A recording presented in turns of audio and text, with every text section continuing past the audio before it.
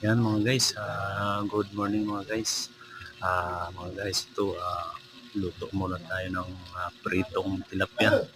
Masarap ang pritong tilapia ngayon. Sabayan natin ang paggawa ng sausawan na may sibuyas at saka sili. Yan, masarap yan. Ayan mga guys, bali 6 na piraso yung tilapia na hiwa na yan na piprituhin ko. Ngayon yung tatlo pa lang yung aking piniprito. Bali 6 na piraso lahat yan mga guys. Masarap yan mga guys. O pwede rin natin yan pagka naluto na. Pwede rin natin lagyan yan ng gulay na sabawan. Yun, okay rin yun. Yan mga guys. Maraming salamat mga guys.